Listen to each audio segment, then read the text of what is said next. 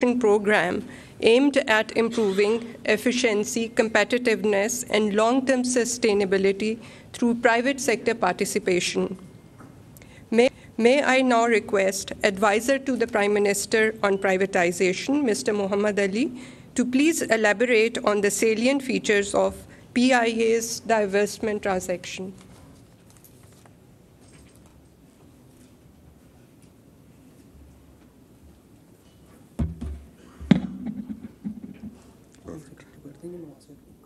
बस ठीक है।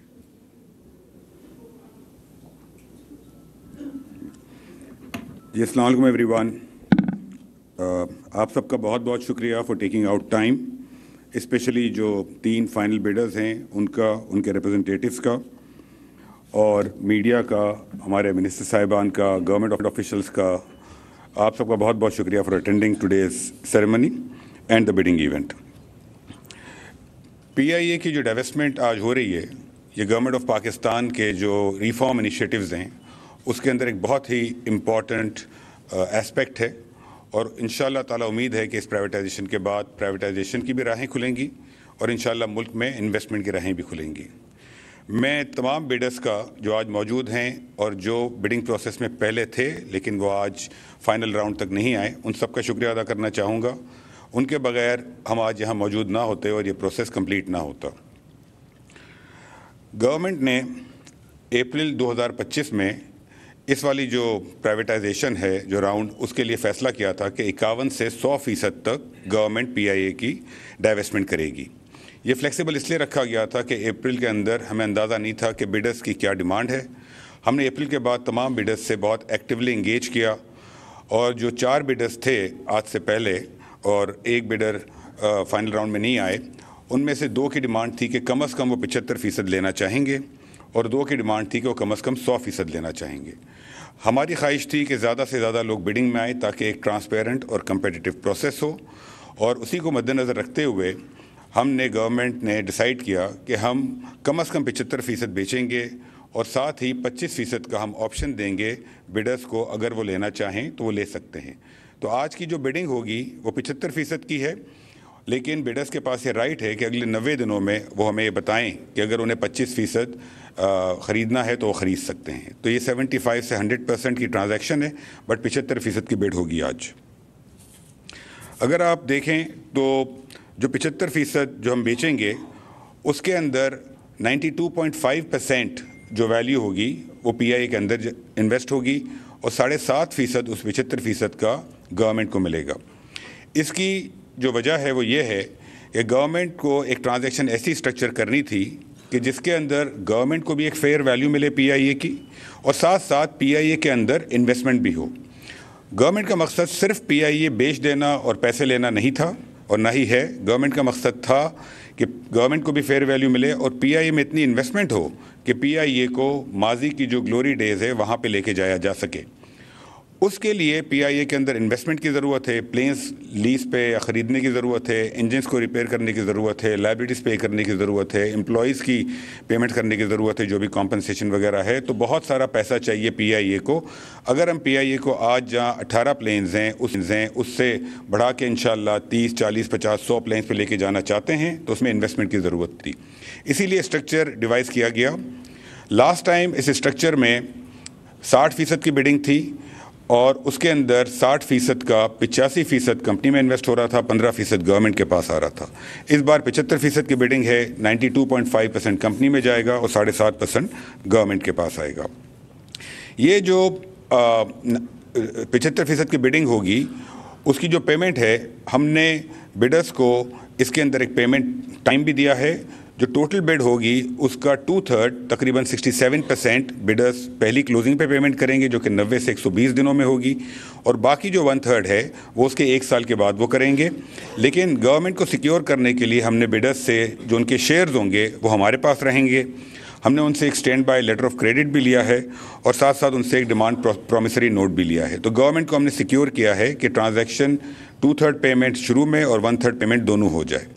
सिमिलरली जो उनके पास ऑप्शन है 25% का, उसके लिए भी हमने stand by letter of credit लिया है उस अमाउंट के 25% का। तो गवर्नमेंट को हमने इसमें एडिक्वेटली सिक्योर किया है। और जो 25% है उसके ऊपर हमने 12% सालाना के हिसाब से प्रीमियम भी चार्ज किया है।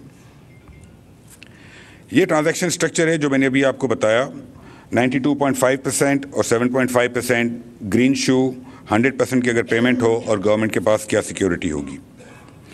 हमने बिडर्स को ये भी अलाउ किया है कि बिडिंग के बाद अगर वो चाहें तो मैक्सिमम 2 पार्टीज़ को वो ऐड कर सकते हैं अपने कंसोर्टियम में। वो हमारी अप्रूवल के हिसाब से होगा और उसका क्राइटेरिया हमने बड़ा स्ट्रिंजेंट रखा है।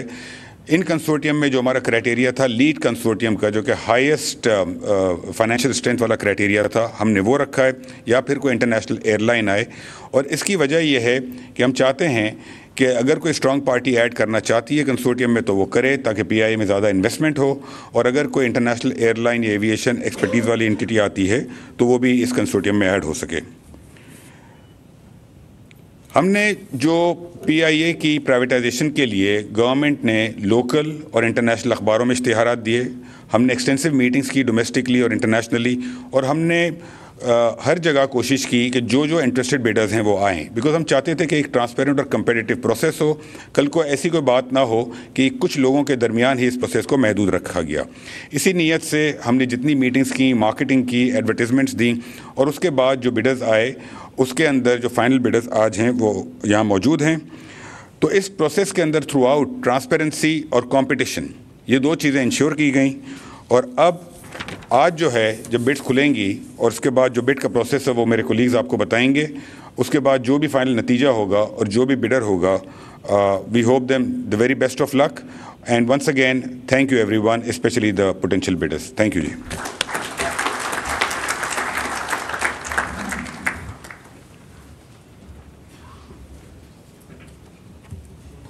Thank you, sir.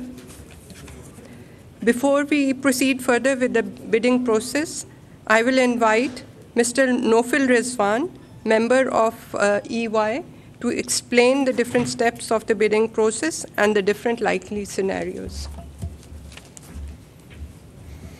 Ji, Assalamu alaikum everyone. Thank you so much for being here as we take this process ahead. So I'll just very quickly give you a very simple overview of how the bidding process is going to skim through. There are, as you've all already noticed, the sealed bid forms are available with us. Inshallah, shortly we will be opening the sealed bid forms, and based on the outcomes, we have potential 5 scenarios that can be taken forward. Scenario number 1, inshallah, this is the one we're all hoping for, is where 2-3 bidders are over the minimum expected price. We go into the open auction. The starting price for the open auction will essentially be the highest price of whichever bidder has been put forward over the minimum expected price. Now this will be applicable if all 3 of them are higher, or even if 2 are higher than the minimum expected price. Another scenario we have is in the event all 3 bidders or 2 bidders are within an 80% threshold of the minimum expected price, we would still step into an open auction, but the starting price of this open auction would be the minimum expected price. The bidders, of course, will have the option to start from the minimum expected price, but if we do not go down that route, then we will go to a right of first refusal.